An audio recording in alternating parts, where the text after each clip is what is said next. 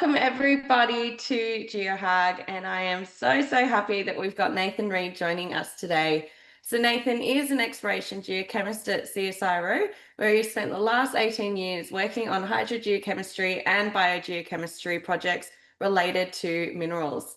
He leads research in hydrogeochemistry, clay-hosted rare earth elements, and promotes the collection and integration of groundwater chemical data into the continental scale hydrogeochemistry initiative. That was a bit of a mouthful. A little bit. And with his expertise, it is going to be brilliant hearing from him today about clay-hosted rare earth elements in Australia. So this is going to be a fantastic session. I hope you all enjoy it. Please use the chat and we'll be opening up the floor at the end. But yes, thank you so much, Nathan, for joining. It's awesome having you here. My pleasure. I was curious what got you into geology and geochemistry to begin with. Uh, well, I guess it's actually a bit of a round trip story because I started off as a very strange child, as in by the age of 6, I wanted to be a paleontologist. To the Hey. point where my primary school teachers didn't actually know what a paleontologist was. Um, I think by a couple of years later, I realized that there were almost no jobs in paleontology, so I switched to geology. And then as I went along, it sort of morphed into engineering and civil engineering. And then at the end of it, found out that I really didn't enjoy that so much and looped back to geology because I enjoyed the field trips and catching up with people and going out and seeing rocks and dirt and trees and things. And then at the end of my degree, I basically was at loose ends and a bit of a downturn. So what are we going to do? End up doing a PhD and corralled Steve Hill, who's now at Geoscience Australia, to be my PhD supervisor and did it in geochemistry, working in the Tanami, looking at spin effects and all sorts of different plants and weirdness. And then that sort of led me straight into a job with CSIRO and where I've been ever since. So technically I'm on my first job still. That is awesome. So yeah, 18 years or more you've been there, is that right? Yep. Just clocked over, I think, 18 years. That is awesome. Well done. That's yeah, you get like people that are staying somewhere really long time or like lots and lots of changes. So it's awesome sign that you love it so much. Yeah, absolutely. And what's been some major highlights in your career path so far? Um, I guess lots of different things. So probably the latest one is actually releasing the National Hydrochemistry Database. So we've compiled something like 270,000 data points across Australia with some chemistry attached to it. We're now working with Geoscience Australia, BOM, ANSTO, and DQ to expand that and make it broader and cover everything as much as we can. But at least we've got a starting point, and it just means that we've now branched out from just mineral exploration into agriculture and environment and human health and those sorts of things because groundwater is just useful for all those So different many things. applications. Yeah. Yeah, that is really cool. That's that must be, yeah, it'd be interesting being able to look into other industries as well and get a taste of different things. Yeah. No, Yeah. it's been really nice. And then tacking on a something different recently, doing the clay hosted rare earths has been quite nice too. So that's what we're going to talk about today, and been working with a team of different scientists in that space, and that's been really nice too. Not just doing the one bit of research and branching out, doing other things and talking with other people has been really nice too. That is awesome. I love that. And I'm very curious what pet rocks you've put along for us today. So not a rock as such, That's because something most of the work I exciting. do, yeah, is I don't see a lot of rocks. So mostly I see dirt and sand and trees and water. But some of my old stuff, so I brought along one that I use to confuse a lot of the newbies for mineral ID. So I have this sitting up on my desk. I've actually got two of them. Um, so I don't know if everyone can see. Don't look like very much, but when you hold them, they're extremely heavy. And because I can't get everybody guessing online, I'll just tell you they are Hart's range zircons. And it always throws people because zircons you don't normally see them this large. So I always use this to throw people. And for anybody that knows much about Hart's range in Northern Territory, they're also known for their gem quality ones. So I've got a couple of these little guys cut, Oh, and they're actually really nice gemstone. that's So they're well awesome. known as being not very radioactive damage on these zircons. So they make nice gemstones. They don't have too much fractures and flaws and things. So they're pretty cool. That is awesome. I don't think we've had gemstones shown on this just yet, mostly rock samples. So that's a highlight for me. Yeah, that is They're pretty awesome. cool. Well, thank you so much again for being here. It's awesome having you. Yeah, if you want to share your screen and we'll get stuck into it. I'd like to give a little bit of a snapshot on some of the work that we've been doing at CSIRO in the clay-hosted rare earth space in Australia. This is an ongoing project, so I'm not going to say that we have all the answers or even most of the answers. This is a work in progress, and just want to give a bit of a highlight of some of the work that we've been doing over the last couple of years. And I'd just like to begin by acknowledging the traditional owners on the lands on which we meet, and for me, that is the Whadjuk Noongar people as the traditional owners of this land. And I would like to pay my respects to the elders past and present and their continuing connection to the country. I'd also like to acknowledge the exceptional work and support from the Australian Critical Minerals Research and Development Hub, which is a federally funded research initiative by the federal government of Australia, which is a joint work between ANSTO, Geoscience Australia and CSIRO, where we're trying to pull apart a whole bunch of research in critical minerals, or critical elements, whatever you want to call them. And our part in that is looking at clay-hosted rare earths. And this is particularly important when you have a bit of a downturn in prices and you can at least still keep some funding up and keep research tricking along while industry is waiting, basically. So a bit of background on rare earths, just in case not everybody knows what they are. So rare earths are a group of 15 lanthanide series elements. So if you can see my pointer, the group down the bottom, and they often include yttrium and scandium. And while they're called rare earths, they're not actually that rare. I think they're about the 16th most abundant elements in the crust, but don't quote me on that one. But there are challenges in dealing with them in terms of extraction and processing. And the other thing is too that most of the mineral phases contain all, if not most of the rare earths in them, but not all of them have the same value as each other. So the big four, praseodymium, neodymium, terbium, and dysprosium, and forgive me if I pronounce those incorrectly, they're the big four of what they call magnet rare earths, and they contain, I think, about 96% of the value or most of the value of all the rare earth elements. So you don't necessarily want all the rare earths in the same proportions as they come. So there's a bunch of different ways you can get rare earths out the ground, and a lot of the research in the past has been looking at carbonatite style rare earths, certainly within Australia, and those are smaller, high-grade type rare earth deposits where you've got a lot of things in monazites and xenotimes, but there are a bunch of other types of deposits where you can get rare earths as well. So out of alkaline silicate rocks, heavy mineral sands potentially have some, and they are being mined currently in Australia.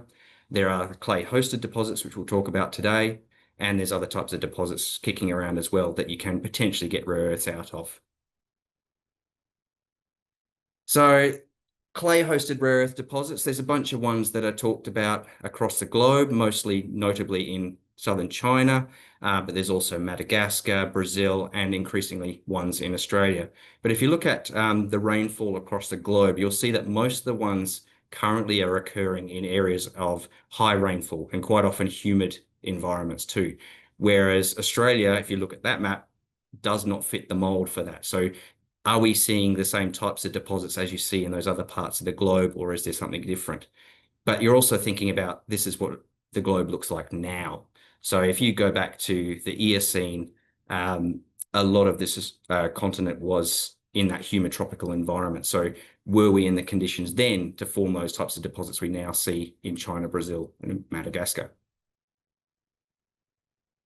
And everybody talks about the ionic clay rare earth deposits and trying to understand, is that the type of deposit that we're seeing in Australia? And that's the classed as the ideal because it's easily leachable material. The idea being that rare earths are very weakly bound within the sheet silicates of clay particles. It means that a very weak leach can go through those clay materials, take off the rare earths, and you just get it in the liquor without a heap of expensive chemicals and a lot of processing that you need to do beforehand. And if that works, then you can process a huge amount of clay and a huge amount of material very quickly and relatively easy. So that's the sort of goal of what everybody's sort of looking for, but that's not necessarily what we have. So the problems that we've seen when we started this sort of work is that high rare earths, and these aren't really high compared to carbonatites, but you're talking thousands to a few thousand parts per million of total rare earths, and they can be found in clays in lots of different locations. But is that something you can extract? Is it something you can turn into an economic deposit? That's where the questions lie. And the total rare earth counts in those clays don't give you an idea of what the mineralogy is and what could be potentially leached. What are the problems associated with that? We've also had the problems that reporting and how companies report their data has very little consistency, and there's very different methods, and that makes it hard for investors to assess what is economic and what's not economic. But we are improving. So I would say a couple of years ago, all that was done was reporting the total rare earth count to the ASX. Now at least it comes along with leach tests and trying to understand what these things are and what you can actually process. So the big questions we have, do we have the iron absorbed clays in Australia? And if not, does it matter? If you can still leach it, who cares? In many respects. What are the key decision points for explorers? And how do you work from having something with rare earths in it to something that's economically got rare earths in it that we can process? I'd just like to flag that we've got a large team of people because it's a big multidisciplinary project. So I think we've got about 16 people in the project here, from geochemists, geophysicists, geologists, mineralogists, spectral geologists. Throw the book at it. So project aims, basically trying to understand, what we would like to do is understand the formation and deportment of rare earths in clays in the Australian environment. How does it compare to the stuff we see overseas? And we started by looking at 4 case studies. It's now actually 6, including a barren one in Australia, because we can't tackle everything, but trying to understand in different settings, what are the commonalities, what are the differences, what might lead to prospectivity for explorers, what is the key economic criteria that you need to apply to these things when you look for them. And we want to provide some workflows and guidelines for industry, and basically how do you get from having rare earths in clay to something that you can actually mine. And we won't have all the answers, but at least we're hoping to answer some of the questions. So where we started from a couple of years ago was working down near Esperance in southern Western Australia, looking at the Splinter Rock site, which is owned by OD6 Metals. And they were very nice and very supportive of research and basically let us throw the book at this site. So we sampled as many different things as we possibly could within the budget constraints, sampled everything at surface, everything down hole, all the chips, high logged everything, chucked basically threw the book at it. We tested geophysical methods, developed regolith mapping criteria, developed a landscape evolution model, basically trying to understand how this area came together, where the rare earths are, what the form of the rare earths are, and is it something that can work towards an economic deposit in the future. So starting at the back end first, we found that airborne electromagnetic data can be used to delineate interfaces within the region and pick out good resolution between what the different layers are in the subsurface, especially when you integrate that with geochemistry and spectral mineralogy.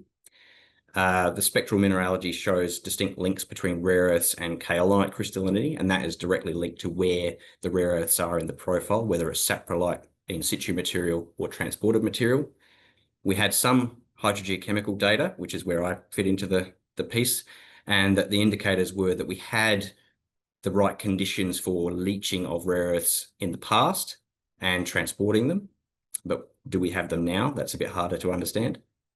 We tried vegetation sampling, looking at, you can see light rare earth anomalies in vegetation, and they correspond to elevated concentrations in the clays, but only where the rare earths are shallow. So there is definitely a depth limit to what plants can tap into.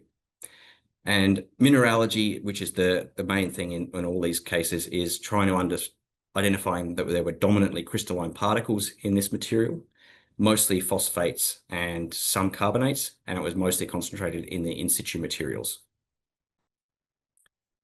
So looking at how we got there, so the first step was trying to understand at a regional scale what the landscape looked like. Could we pick out where the clays were versus the outcropping granites and things? And the AEM data was absolutely critical for this. So we started off looking at the AusAEM, which is the nationally flown 20-kilometre line spacing stuff that was done by Geoscience Australia in collaboration with all the state surveys. And looking at those lines, we were able to easily pick out interfaces within the regolith that we could then follow up with detailed logging of the core and chips. This worked so well that the company ended up flying a lot more infill AEM data. So we had, I think, 400-metre line-spaced data over the whole prospect, which meant that we could actually delineate features and surfaces of the different regolith layers, which was absolutely amazing. We were able to map out 4 different distinct layers that could then be matched up with chemical and mineralogical changes, which made the integration quite nice. So this is the sort of profiles that we're looking at. So you see that there, I'll see if my mouse pointer shows up. There's very conductive layers within the subsurface. It's not very deep. You're only talking about 40, 50 meters thick profile, at most, I think 100 meters depth, with a lot of low conductivity features, which we interpret to be basement. The greener layers are looking at sap rock material, so it's slightly weathered.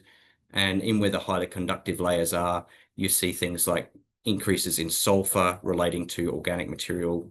And then at the base of that, there's increases in total rare earth counts, and trying to pick out from that where the in situ and transported boundaries are. And that leads to the morphology of how the rare earths are deported in this deposit. We then looked at things like the spectral mineralogy running through the high logger here at CSIRO. And there's a whole bunch of parameters you can get out of here of mineral proxies and things. And quite a few of them were really useful at picking out where carbonate layers are, picking out where the sulfide layers are, and quartz and all the different grain sizes and things. But the one that was really critical in this environment was kaolinite crystallinity and abundance. So looking at where the clays were and how well developed those clays were. And that was really good at picking out the boundary between the in situ and transported material more than anything else. So you see where it goes from these blue-greens to the reds. That's pretty much the boundary between the transported and in situ materials. And where those really high crystallinity kaolinites were the areas that had the highest rare earth contents as well, in most cases. We were then trying to integrate this with the geophysics to actually pull out layers within the geophysical data that could be mapped to higher rare earths, with mixed bag success. Some cases it worked really well, in some cases it didn't, but at least it was a good example of pulling all these different data sets together. And that led to integrating a whole bunch of these different things. So pulling out geochemistry, spectral mineralogy, geophysical data, grain size distribution, just trying to understand where these things were and what the different layers are. And here's a nice example of pulling together from one drill hole and looking at how you can pull apart basically what is the dry transported material, the wet transported material with high conductivity, the in situ saprolite material where you get the high rare earths increasing, and then down into the saprolite, sap rock at the base of that. And that really helps to sort of refine the logging and understanding of how these profiles develop. This led to developing block models and trying to understand how the landscape developed, where these channels were, where the clays were coming from and going to, and where the rare earths were mostly elevated in the system. And that sort of builds up a picture of this landscape. But that's not the whole story. The critical thing in this case is looking at mineralogy. And in this example, most of the mineralogy or the total rare earth content could be accounted for by mineral grains, and most of them being phosphates. But whether that's monazite, which is a relic, or whether it's rhabdophane, which is likely secondary, is almost impossible to tell from the techniques that we've got, especially in what's probably a mixed environment. So trying to understand these things is actually quite critical, because if you've got mostly monazite, it's almost impossible to leach, or it's very expensive to leach. If you've got mostly rhabdophane, then it's potentially a bit easier to leach. And if you've got neither of these and it's potentially ionic, then it's relatively easy to leach. And so that sort of guides the economics of these type of deposits. So we looked at even down at the microscale, trying to see, can you see these grains and how big are they and how prevalent are they? And you very quickly lead into a mess of what the minerals are. We do see mineral phases, and you can sort of identify them as phosphates or carbonates or fluorocarbonates. But it is a bit of a mess. And this is sort of where it comes from, is that you have currently 698 named rare earth mineral species, and that grows almost every month, is my understanding. And it just basically the variations in which rare earths are in them, the proportions of cerium to lanthanum and things like that will change what the mineral name is. They're almost like a solid solution of all these different silicates, fluorides, carbonates, phosphates. So I would also like to flag that we've got a new electron microprobe in Melbourne at the Clayton site, which has been specially tailored to look at rare earth minerals and really give a bit more concrete answer as to what the mineral phases we can see are actually should be named. But that's not the be all and end all. So at the end of the day, the easily extractable stuff, we're looking for ionic materials. So there is a bit of an industry standard of looking at an ammonium sulfate leach. And you'll see on the left here that we've done a bit of a downhole test of the ammonium sulfate. And you'll see that there are some spikes in the leachability of these materials. But when you look at the total rare earths, it actually does not relate to where the high rare earths are. So the highest rare earths are down near the base of the profile, which is not very leachable. And that sort of indicates that you've got more of those resistate mineral phases like monazite that are not likely to be easily extractable. We did a bunch of other extraction tests looking at different like water and easily extractable partial leaches, and found that a lot of these weak leaches could extract cerium and the other rare earths at this higher up portion of the profile, and that is directly linked to what we think is organic matter in the substrate. And whether that means that you've got a different phase of rare earths here that is easily leached, whether it is ionic or whether it's something else.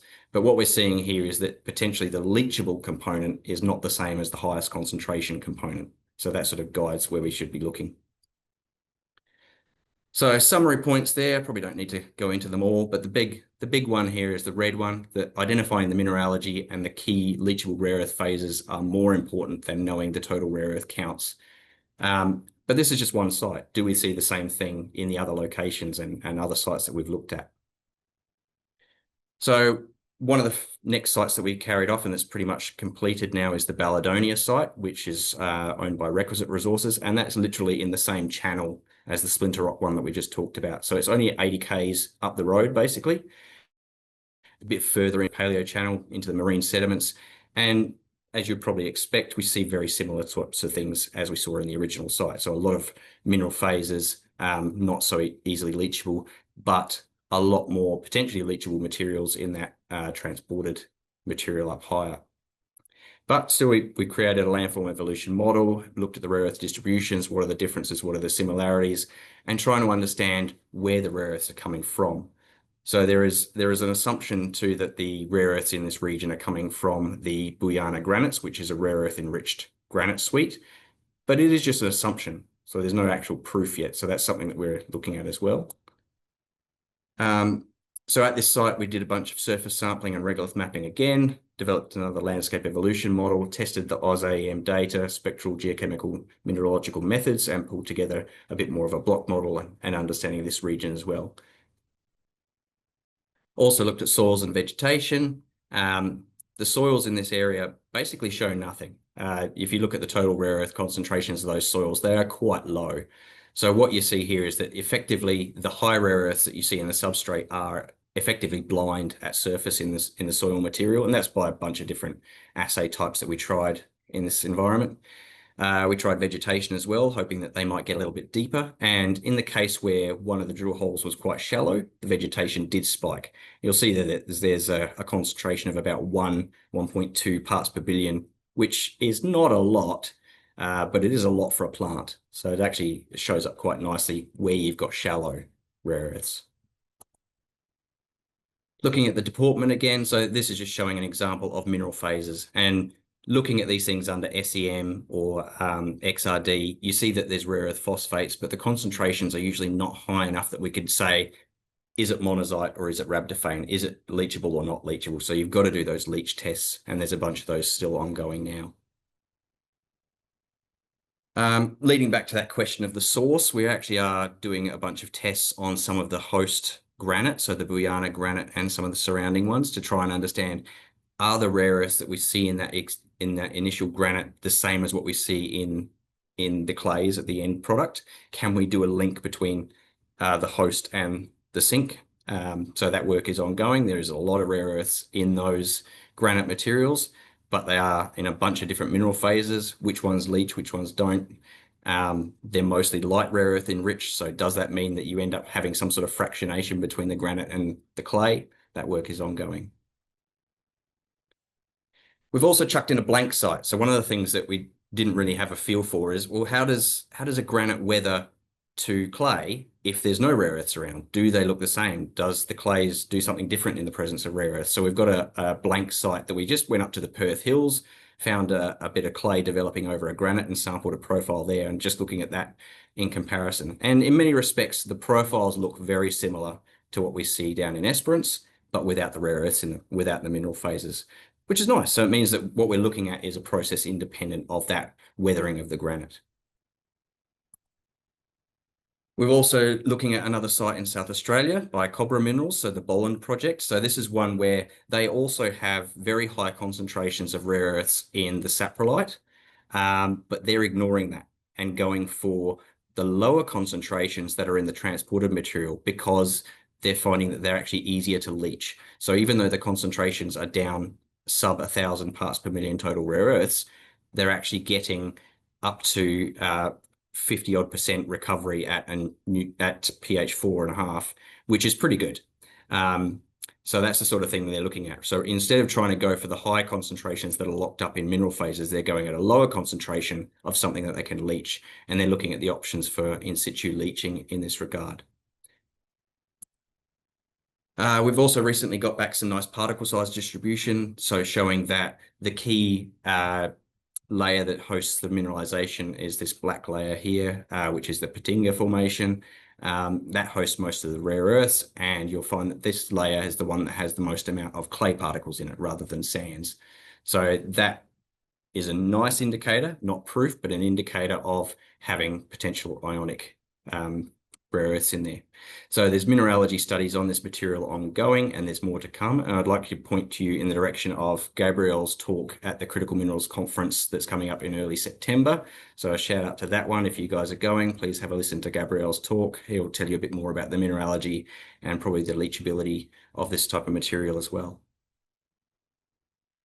We've recently been out to the Northern Territory to a site there called Callista, which is by GSW Resources.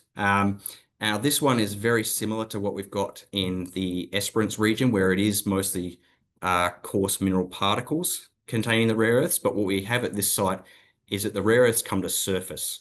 So it means that we can test all the soil techniques, all the spectral techniques. We've got satellite overpasses and trying to understand, can we see things from satellite if they are coming to the surface? So what can we actually test? So we've been out and thrown the book at this one. It's really nice. So there's some good collaborations between the satellite companies and the European Space Agency, just doing flyovers while we were out in the field, which was kind of nice. So here's a little picture of us. So as a team from CSIRO and Geoscience Australia out in the field, collecting soils, vegetation, spectral signatures, and granite material, and just basically having a bit of fun in the bush, which is awesome. And the final site that we've added on most recently has been working with DevX Resources up in Queensland. Is the one thing that we were finding is that we were looking at all these sites that currently have arid conditions, whereas a lot of the sites that we see overseas are in humid tropical conditions. So we thought, well, can we look at a humid tropical environment in Australia, and does it show similar things to what we see in the international sites? And so we've taken on the Kennedy site now as well. I've got a few chip trays of samples to have a look at and run those through the similar sorts of workflow that we've done so far. And they're seeing very good recovery rates as well, but only from the top 2 meters of material that they're looking at. So it's, again, a full profile, but they're only looking at a very thin extractable layer. So I guess the sort of summary that we come to from all of this stuff is that Yes, there are a lot of rare earths in clays in a lot of cases. Are they easily extractable? There's still a bunch of questions. The total rare earth concentrations don't give you an idea about mineralogy and what could be leached. So that sort of testing should be part of the workflow, which I know does bring with it costs and different techniques and things to deal with and timeframes, but it is important and essential. There is indications of iron-absorbed rare earths in some of the clays in Australia, but do we have enough to be economic deposits? And if they're not all iron absorbed, does it matter? Do we have enough of easily leachable materials to make it economic? What are those key decision points? So what are the things that will lead you to an economic? What is the size and grade and leachability that you need? And a multidisciplinary approach can help, and there are ways and means of doing this. And I think we've got some good workflows now that can help explorers in this regard. Are we overlooking rare earth deposits in unconventional settings, as in we're just assuming that you need a fertile granite as a source, but are we overlooking other places because we don't have one nearby? And there's certainly examples, certainly from Tasmania, where there isn't a fertile granite, but there is enriched rare earths. Understanding the evolution of these deposits can help you predict the mineral phases present. So the more you understand about the regolith landform context, the better it is. Knowing when we had that sort of tropical weathering, is that the guide to what we now have accumulations, and what are the differences between the ones that are forming now? Is it just a matter of add on an extra 20 million years worth of aridity? Is that what turns an iron absorbed clay into particle rare earths? Not sure, but it's something we're looking into. And the other thing, just to sort of close it off, is that we've also got some of the samples from China, Madagascar, and Brazil that we're doing as comparisons as well. So making sure that we do the same techniques on the international samples to know that we're exactly comparing the Australian environments to what we see overseas. Thank you very much. Any questions? Thank you so much.